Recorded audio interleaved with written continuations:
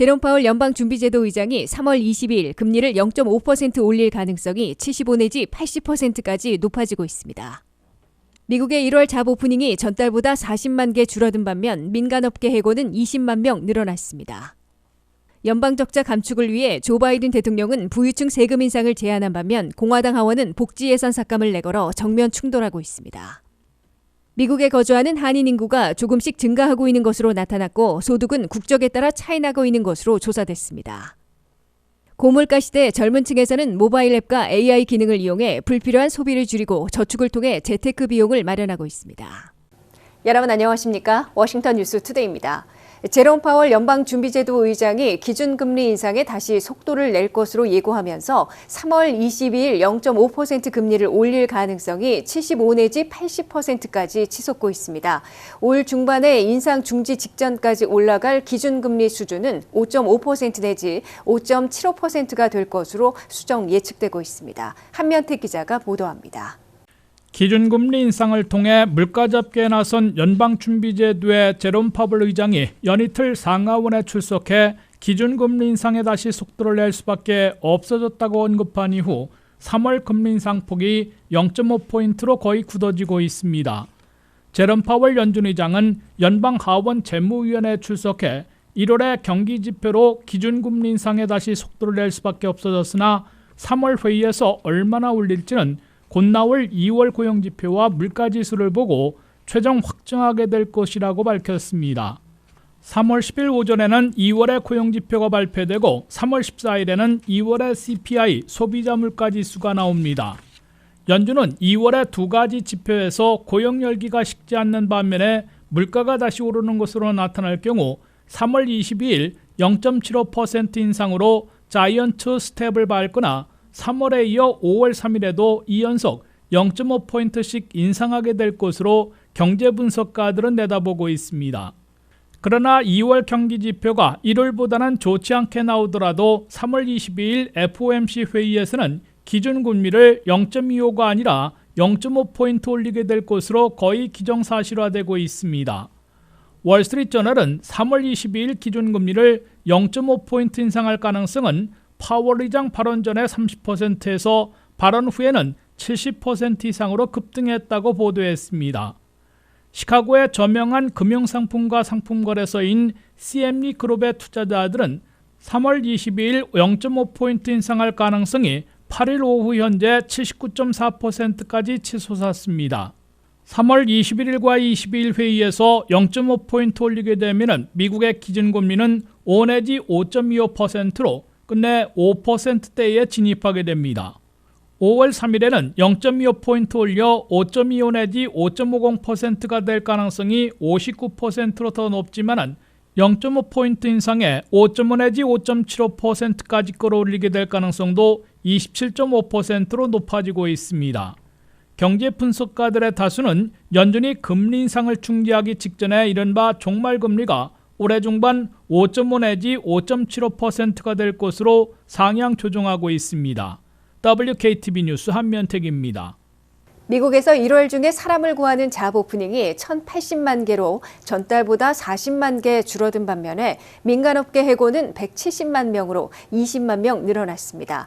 이는 미국의 고용시장이 여전히 실직자들보다 구인하는 일자리가 거의 2배나 많아 뜨거운 편으로 간주되고 있지만 열기는 서서히 식고 있다는 해석도 나오고 있습니다. 미국 경제의 버팀목인 동시에 물가 잡기에는 걸림돌인 고용시장의 열기가 다소 식고 있다는 통계가 나왔습니다. 사람을 구하는 잡 오프닝은 12월에 1,120만 개에서 1월에는 1,080만 개로 40만 개 줄어들었다고 연방노동부가 발표했습니다. 반면 미국의 민간업체들은 1월 중에 170만 명을 해고해 12월에 150만 명보다 20만 명 늘렸습니다. 1월에는 건축과 부동산 업계에서 인력을 2.8%나 줄인 것으로 집계됐습니다. 구인하는 일자리가 줄어든 반면 해고자들이 늘어나 미국 고용시장의 열기도 다소 식어가고 있다는 해석을 낳고 있다고 월스트리트 저널이 보도했습니다.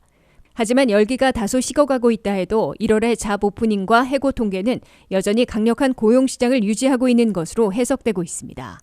사람을 구하는 일자리 1,080만 개는 실직자 570만 명보다 약 2배 많은 규모입니다. 따라서 미국의 고용시장은 여전히 근로자들은 마음만 먹으면 쉽게 취업할 수 있는 반면 고용주들은 종업원 구하기가 아직 어려운 상황이 지속되고 있음을 보여주고 있습니다. 실제로 더 많은 임금과 더 좋은 베네핏을 찾아 일터를 옮기는 이직자들은 지난 2021년 6월 이래 장기간 한 달에 400만 명을 넘고 있습니다. 이로 미루어 미국의 고용이 올해에는 급속히 얼어붙고 실업률이 불경기 수준인 10% 안팎으로 치솟지는 않을 것으로 예상되고 있습니다. 미국의 실업률은 1월에 3.4%로 54년 만에 최저치로 떨어져 있습니다. 특히 1월 한 달 동안 일자리를 전달보다 2배, 전문가 예상치보다 3배나 많은 51만 7천 개나 늘리는 고용 열풍을 일으켜 모두를 놀라게 한 바 있습니다. 10일 오전 발표되는 2월의 일자리 증가폭이 1월보다는 절반으로 축소되더라도 20만 개 이상으로 견고한 고용시장을 유지할 것으로 예측되고 있습니다. 연방 적자 감축을 위해 조 바이든 대통령이 부유층 세금 인상으로 10년간 3조 달러 감축을 제안한 반면 공화당 하원은 식품과 주택, 의료 등의 복지 예산을 절반 삭감하겠다고 내걸어 정면 충돌하고 있습니다. 워싱턴 정치권이 상반된 연방 예산과 적자 감축, 국가부채 한도 올리기 등을 둘러싸고 격전에 돌입하고 있습니다. 한면택 기자의 보도입니다. 미국은 현재 한 해에 1조 달러 안팎의 연방 예산 적자를 기록하고 있고 국가부채는 상한선인 31조 4천억 달러를 이미 넘어섰습니다. 워싱턴 정치권에서는 적자 감축을 지상과제로 삼고 있으나 어떤 방법을 쓸 것인지를 놓고서는 민주당의 부유층 대기업 세금 인상과 공화당의 복지 예산 절반 삭감이라는 상반된 방안을 내걸고 정면 격돌하고 있습니다. 조 바이든 대통령은 2024 회계년도 연방예산 청사진에 포함될 적자 감축 방안으로 부유층과 대기업의 세금을 올려 10년간 3조 달러의 적자를 감축하겠다고 제시한다고 뉴욕타임스가 보도했습니다. 바이든 대통령의 증세안에서는 특히 연소득에다가 주식과 같은 유동자산이 1억 달러 이상인 슈퍼부자들에게 자본이득에 대해서는 매각으로 실현되지 않았어도 최소 20%의 새로운 세금을 부과하겠다고 밝히고 있습니다. 현재까지 최소 20% 이상의 세금을 내지 않아온 슈퍼부자들에 한해 팔기 전이어서 실현되지 않은 자본이득에도 세금을 물리겠다는 것으로 10년간 3,600억 달러를 걷어들일 수 있다고 백악관은 내다봤습니다. 또한 대기업들이 경영권 강화를 위해 자사주를 매입하는 스톡 바이백에 대해서 현재 1%의 세금을 물리고 있는 것을 4%로 4배 높이자고 제안했습니다. 바이든 대통령은 이 같은 일부 부유층과 대기업에 대한 세금 인상으로 10년간 3조 달러의 적자를 감축하는 동시에 자녀 보육과 가족 유급 휴가, 무상 유치원과 커뮤니티 칼리지 교육 등을 시행할 수 있을 것으로 강조했습니다. 이에 맞서 공화당은 사회보장연금과 메디케어를 손대지 않는 대신에 중산층 이하 서민들에 대한 식품과 주거지원, 의료보조 등 복지 예산은 물론 해외 지원 예산도 절반이나 깎는 예산안을 마련하고 있습니다. 뉴욕타임스에 따르면 공화당 하원의 자체 연방 예산안에서는 외국에 대한 대외 지원 예산을 45%나 삭감할 계획입니다. 빈곤층 식품 지원인 푸스탬프와 사실상 무료 건강보험인 메디케이드를 받으려면 일하고 있음을 증명하도록 요구하고 40개 주에서 확대된 메디케이드 확대분을 취소한다는 방침입니다. 섹션 8로 불리는 저소득층에 대한 렌트비 보조도 없애는 등 주거지원 예산을 43%나 삭감하려 하고 있습니다. 대학생들에게 한 해 1인당 최대 7,395달러를 무상 보조하고 있는 펠그란트는 전액받는 극빈층에게만 제공하는 방안으로 축소하겠다고 공화당 하원은 제안하고 있습니다.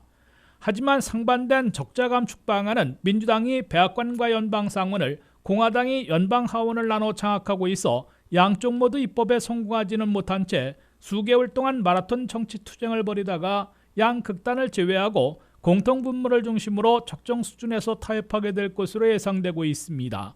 WKTV 뉴스 한면택입니다.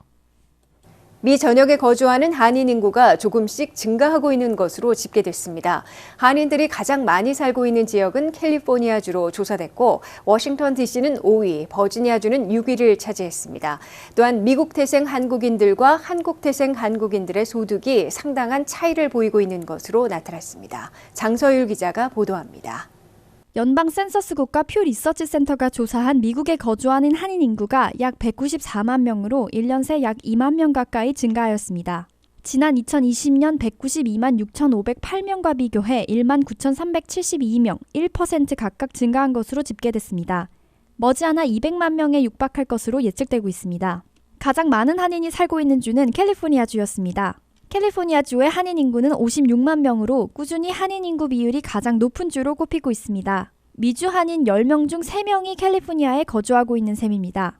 뒤이어 2위는 뉴욕으로 한인 약 14만 명이 거주합니다. 세 번째로 한인이 많이 거주하는 주인 뉴저지주의 한인 인구는 2021년 약 11만 명으로 추정돼 전년에 10만 5천여 명에서 미세하게 증가했습니다. 이외 텍사스 11만 1천여 명, 서부 워싱턴주 9만 7천여 명, 버지니아 9만 3천여 명, 일리노이 7만 3천여 명, 조지아 7만 2천여 명, 메릴랜드 6만여 명, 하와이 5만 6천여 명 순으로 한인들이 많이 거주하고 있는 것으로 나타났습니다. 미주 한인들이 50개 주와 푸에르토리코까지 다양하게 거주하고 있는 가운데 한인이 가장 적은 주는 푸에르토리코 272명, 와이오밍 1101명, 버몬트 1477명, 웨스트버지니아 1794명, 사우스다코타 1831명, 몬테나 1872명 등 이 주들은 2000명도 채 살지 않는 것으로 나타났습니다. 이번 조사에서 한국인들의 미국으로의 이주가 크게 늘지 않았으면서 미주 한인 인구도 크게 늘고 있지 않은 것으로 분석됐습니다. 반면에 유학생, 기업인, 관광객 등 한국에서의 방문자 인구는 활발한 것으로 보입니다. 미국 거주 한인의 62%가 일을 하고 있는 것으로 나타났고 미국 태생의 한인은 68%, 한국 태생 한국인은 59%의 고용률을 보였습니다. 미국에 거주하는 한인들의 학력은 고등학교 이하는 23%, 전문대학 20%, 학사 학위 35%, 대학원 이상 학위 22%로 학사 학위 분포가 가장 높았습니다. 미국에 있는 한인의 중위 연간 소득은 72,200달러이고 풀타임 근로자 전체 평균은 6만 달러에 그쳤습니다. 미국 태생의 한인의 중위 소득은 88,100달러, 한국 태생 한국인의 중위 개인 소득은 6만 8천 달러로 미국 태생의 한인의 소득이 더 높은 것으로 나타났습니다. WKTV 뉴스 장소율입니다. 고물가 시대 젊은 층, 특히 MZ세대들이 합리적인 소비를 통해 고물가 속에서도 활로를 찾고 있다고 합니다. 바로 모바일 앱과 AI 기능을 이용해 불필요한 소비를 줄이고 작은 목돈을 모아 필수적인 재테크 비용을 마련하고 있다고 하는데요. 모바일 앱과 AI를 이용한 재정 관리와 갯돈처럼 소액을 모아 목돈으로 받는 미국식 적금 등을 안혜련 기자가 알아봤습니다. 모든 물가가 올랐다. 기름값이 안정되는 것 같아서 다시 내려갈 것을 기대했는데 장을 보러 가면 겁부터 난다. 모두 살인적인 고물가에 지갑을 닫아버린 시민들의 반응입니다. 자칫 시민들이 지갑을 닫으면 경제는 더욱더 나락으로 떨어지기에 불안한 상황이지만 MZ층들은 새로운 소비 전략으로 소비를 멈추지 않은 채 활로를 찾고 있습니다. 첫째로 모바일 AI를 활용해 컨설턴트 비용까지 절약하며 앱을 활용해서 소비를 줄이거나 소비 패턴을 분석하고 최적의 지출 방법을 찾아내는 겁니다. 스펜딩 트래커라던가 버젯 트래커 같은 앱을 사용하면 온라인 어카운트와 자동 연계돼 일일이 내 지출을 입력하지 않고도 월말이면 돈들이 어디서 샜는지 확인할 수 있습니다. 맥도날드나 패스트푸드점도 반드시 모바일 오더를 합니다. 앱에는 할인이 한두 개씩은 있기 때문에 10% 이상 절약할 수 있습니다. 두 번째로 자주 써야 하는 서비스의 경우 업체의 서브스크라이브, 정기 구독을 적극 활용하는 겁니다. 유명 체인점 파넬의 경우 월 9불 99센트의 음료를 포함한 티와 커피를 주는 무제한 음료 클럽에 가입할 수 있습니다. 아마존부터 아이들의 놀이터인 스카이존, 세차장까지 자주 사용하는 곳이라면 1회 구매를 하기 전 정기 배송, 정기 구독을 알아보는 것이 좋습니다. 아마존은 최소 5%에서 15%까지 할인해주지만 다른 곳은 1회 사용 비용과 한 달 정기 비용이 똑같은 경우도 있기 때문에 자주 쓰는 서비스는 정기 구독이 훨씬 절약해줍니다. 전문가들은 꼭 필요한 서비스만 신청하되 가입 시 작성하거나 받았던 영수증을 보관한다면 서브스크라이브 해지도 간편하다고 조언했습니다. 마지막으로 적금입니다. 적금은 과거 한국 경제성장기에 많이들 활용했던 재테크이지만 요즘은 이자율이 높지 않아 전만큼 인기는 없습니다. 하지만 소비가 쉬운 미국에서는 씀씀이를 강제적으로 제한하고 목돈을 만들 수 있는 방법입니다. 그러나 가입하고 싶어도 금액에 대한 부담이나 해지가 쉽지 않고 절차가 복잡해서 미국 은행으로 가기에는 부담을 느끼고 있는 것이 사실입니다. 크레딧 카르마라는 사이트나 다른 파이낸스 사이트에 가입하면 내가 정하는 소액을 자동으로 결제해서 가져가고 내가 정한 시기가 되거나 인출 중지를 선택하면 원금 손해 없이 바로 찾을 수 있습니다. 내가 쓰지 않을 돈, 예상 지출을 계산해 세이브해주는 AI 서비스도 있습니다. 약간 부담스러운 목돈 지출이 예상된다면 카드를 쓰고 갚아나가는 것보다 미리 모아두는 것이 부채 비율을 줄일 수 있습니다. 전문가들은 이들 업체는 탄탄한 운영 보고가 되고 있지만 그래도 예금 보호가 되는 은행과는 다르다는 점은 알고 있어야 한다며 이런 서비스에 가입하면 내 크레딧을 보호하고 적극적으로 활용하는 방법이 되기 때문에 적절하게 이용하는 것이 좋다고 권고합니다. 월 지출을 $300 절약했을 때 이런 적금 제도를 활용한다면 1년 후 3,600불의 여유 자금이 생기게 됩니다. 이 돈은 작은 돈이라도 다시 IRA, 로스 IRA 같은 필수적인 재테크의 시드머니로 훌륭한 역할을 한다고 조언했습니다. WKTV 뉴스 안혜린입니다. 이상으로 워싱턴 뉴스투데이를 마치겠습니다. 시청해주신 여러분 고맙습니다.